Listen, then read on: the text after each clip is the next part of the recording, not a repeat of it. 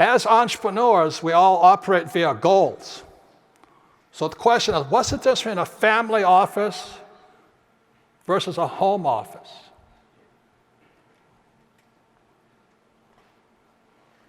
How many people know? That's the most, as entrepreneurs, that's probably the most important question I can ask you today.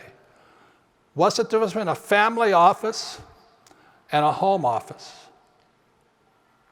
See, most of us have home offices. When I first started off in business, I had a home office. I had to beg the IRS for the right to deduct my home office, which they didn't let me do it. But the reason you want a family office, the richest entrepreneurs in the world have family offices. So in other words, my little business operates as a bank, as a lending organization, as a contract company, and all this.